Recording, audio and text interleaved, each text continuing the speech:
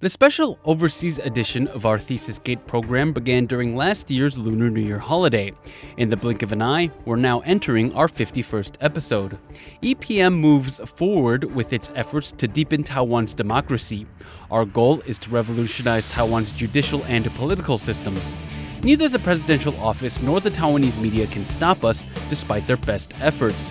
It doesn't matter when you joined our program, the evidence of Tsai's academic dishonesty is apparent at every turn. Only someone with something to hide has an urgent need to classify, hide, and tamper with sensitive information. On this Lunar New Year, let us review the unreasonable, illogical, and senseless actions Tsai Ing-wen has taken between 1983 and 2020.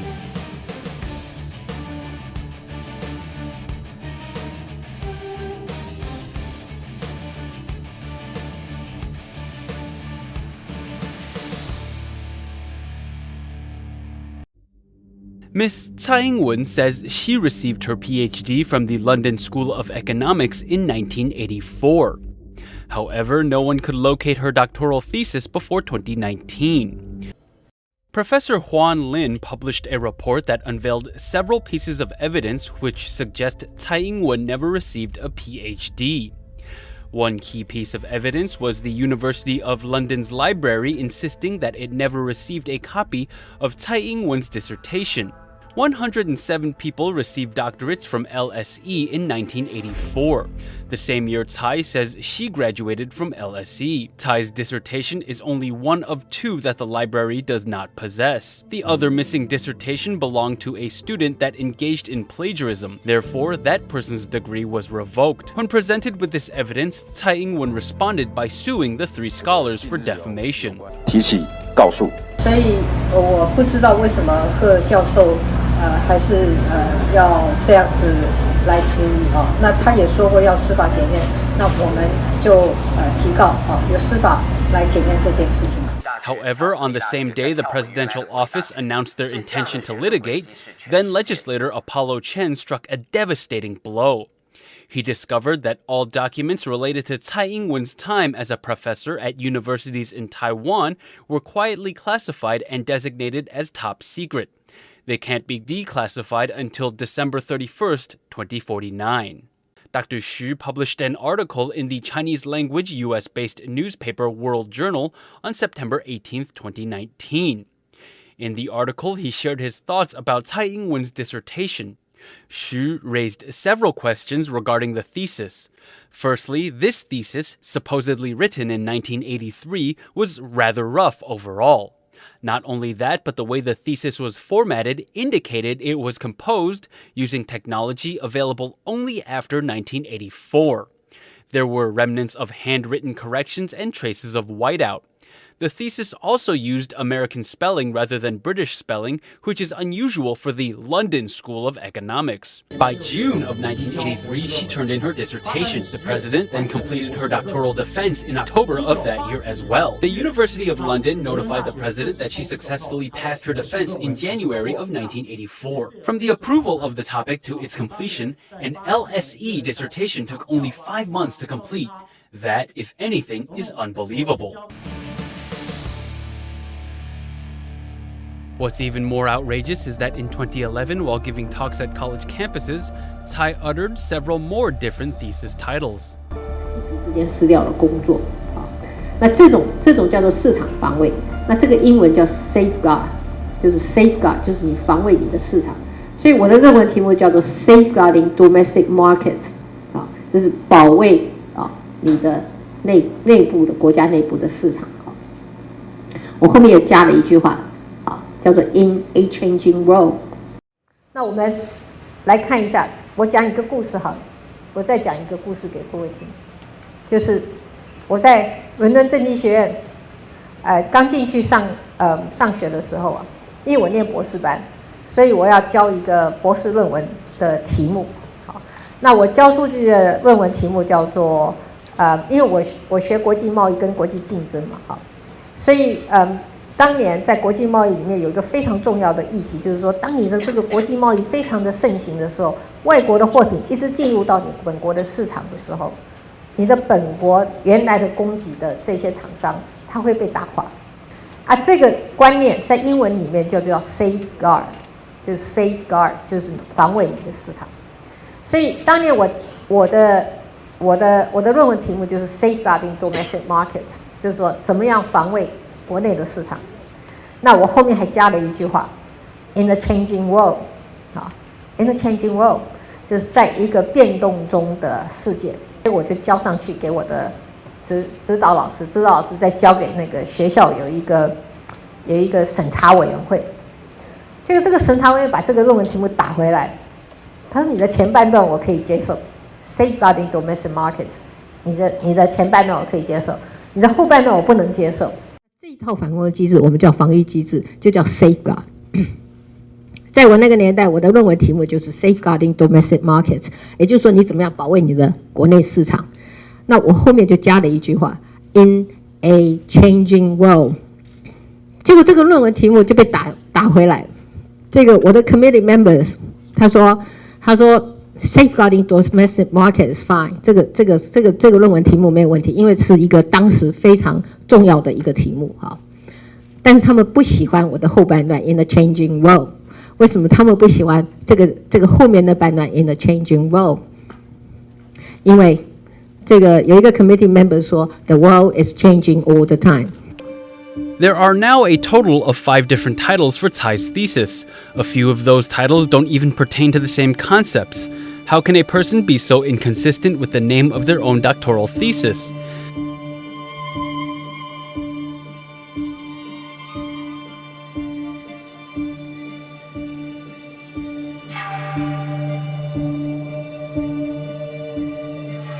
Tsai spoke about her education on many occasions. In 2011, during an election campaign rally, Tsai openly talked about her thesis. 不要再写了，所以我也告诉我自己，绝对不能超过3年。结果有一天学校我的毛病又来了，学校突然打电话给我说，Miss Tsai 你到这个 office 来一下，我就去一下。他说你的 supervisor 告你的状，说你人都不见了哈，也不知道在写什么，他对你很不满意哦。那我说我已经都写好了，你要不要看一看呢？我就把它拿给学校看。那这个我们这个学校的系主任呢，看完以后他讲 bloody hell， 这是一个英国人讲 bloody hell， 我讲 bloody hell， 他说这个大纲写得很好，为什么他老师要告他的状呢？就帮我换了一个指导老师。那看完以后，他们就拍拍我的肩膀说，别人要担心他们的 PhD，You don't have to， 你不用担心。我就知道说，我的日子大概可以过得不错了。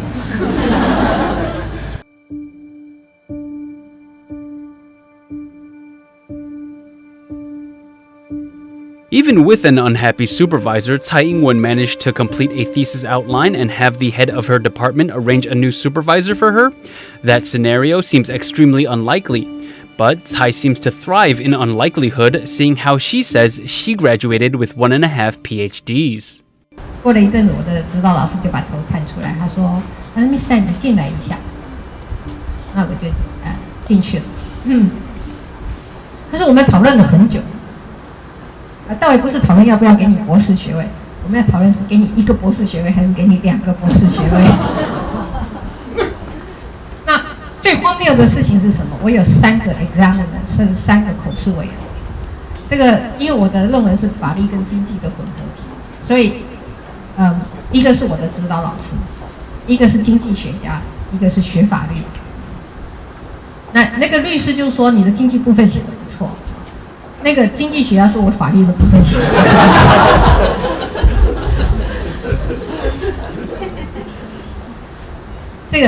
这个大概是有史以来伦敦政经学院最令人惊奇的这个博士论文考试。然后最后他们决定给我1.5个学位。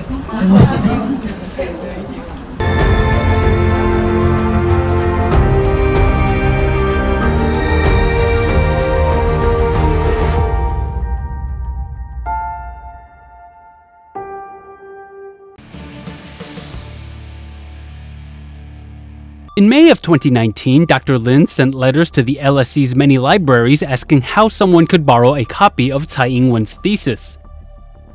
At the time, he asked the University of London's Diploma Production Office to verify the authenticity of the 3 diplomas Tsai showed to the public. This initial correspondence unveiled a few key pieces of evidence. First, the library says it never received a copy of Tsai Ing-wen's thesis. Second, 107 people graduated from LSE with PhDs in 1984. Only Tsai and 1 other student's thesis are missing from the school's library.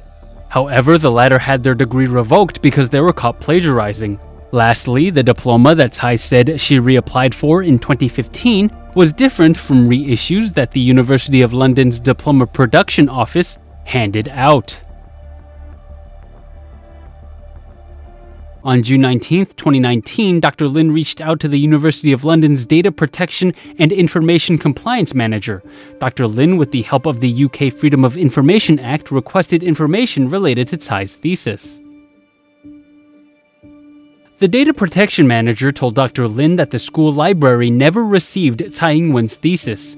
The manager even said that the entry in their ethos database cataloging the existence of Tsai's thesis wasn't even created until June of 2015. Dr. Lin contacted the University of London's library and presented them with the information within. This is what the library had to say. Senate House Library never received the original copies of this thesis from the external examiners. Later records indicate that a 3rd copy was sent to Senate House Library in 2011, and this was then sent on to IALS. However, it would appear that since then, IALS have confirmed that they no longer have this copy. The statements disproved Tsai's claim that she submitted a thesis and received her doctorate in 1984. Furthermore, someone in 2011 tried to submit some version of a thesis into the IALS library. However, it was swiftly denied.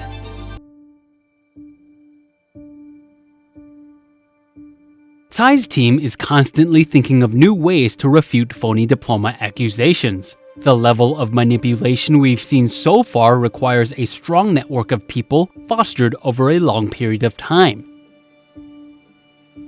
The most pivotal connection was made in 2007 with co-director of the Taiwan research program, Si Fanglong.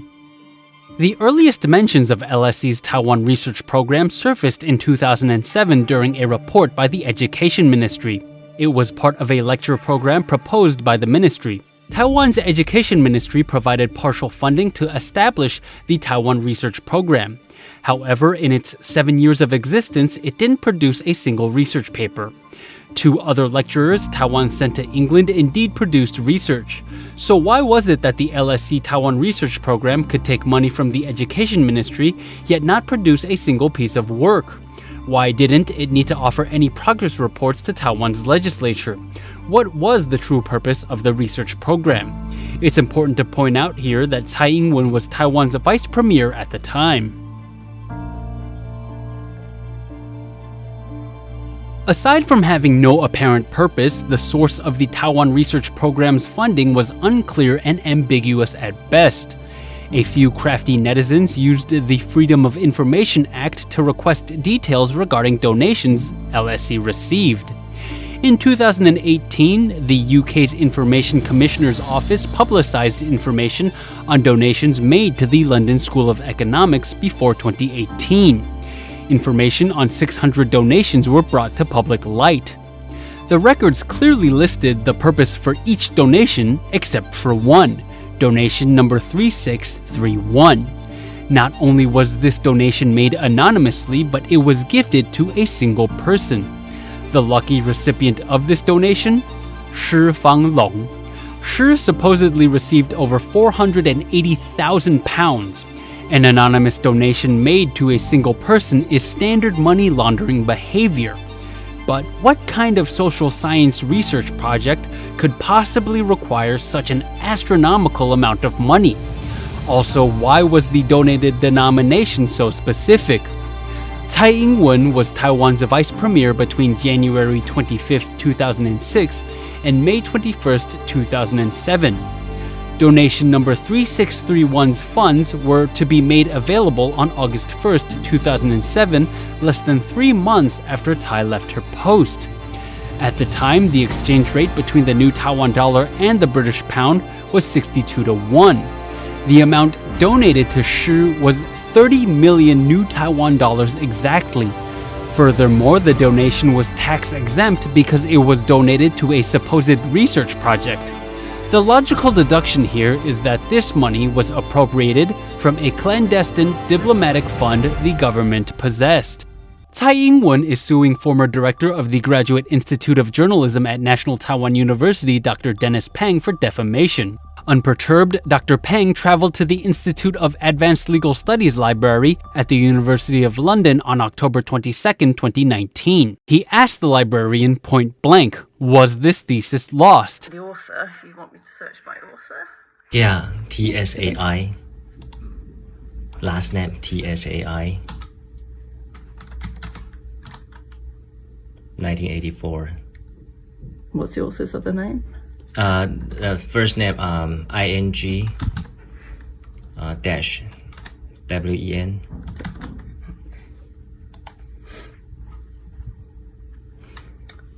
No, it's not coming up by author either.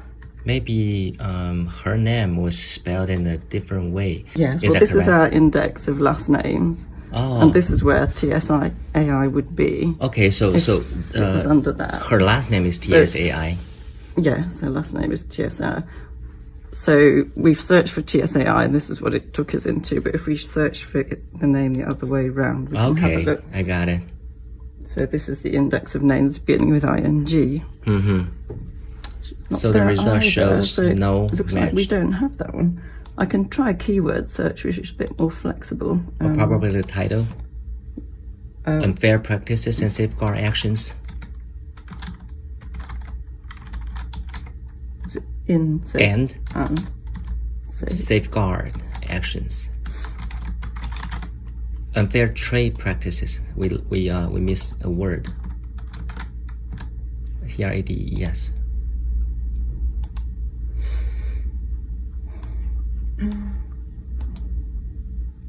What's it doing? Oh, it's thinking.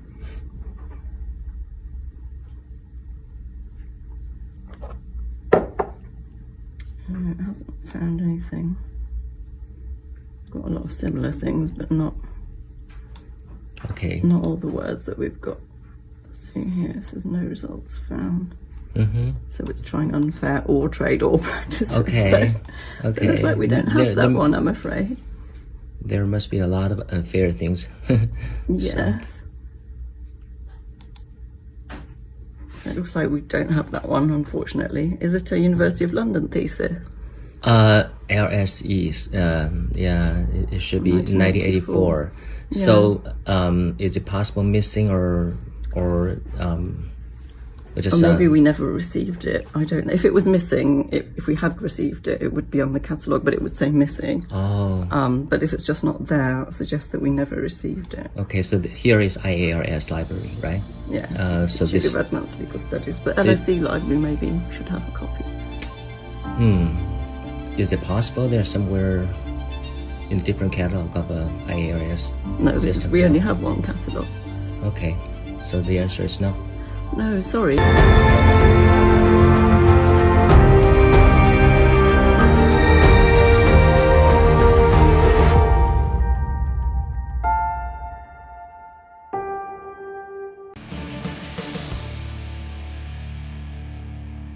In June 2019, Tsai's team, with cooperation from LSE, successfully inserts a thesis into the Women's Library at LSE.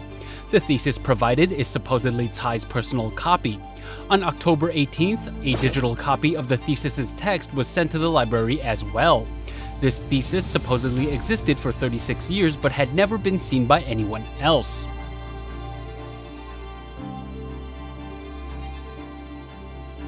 At first, the thesis is shown to have two authors. The other person who helped pen the thesis is Michael John Elliott, a man who Tsai claimed was her doctoral advisor. LSE later revised the thesis's information to list Ing-wen Tsai as its only author.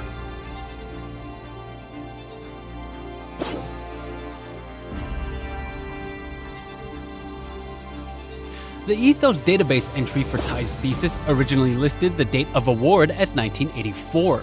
However, in order to fit Tsai's story, it was later changed to 1983.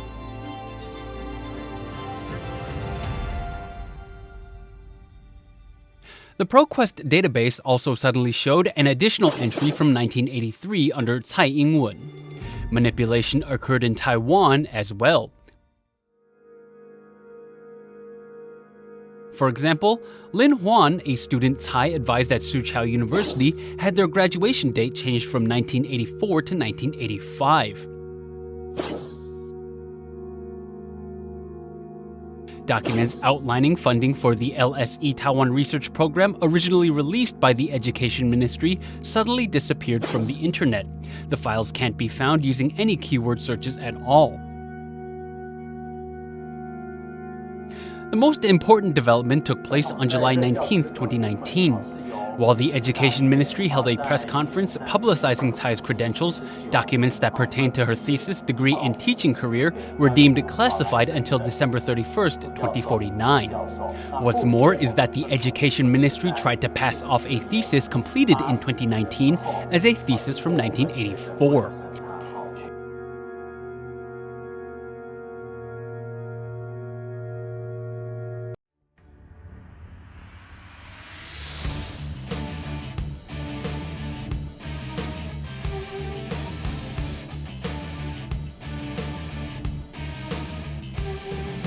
Richard Nixon was allowed to begin his second term even after the Watergate scandal broke out.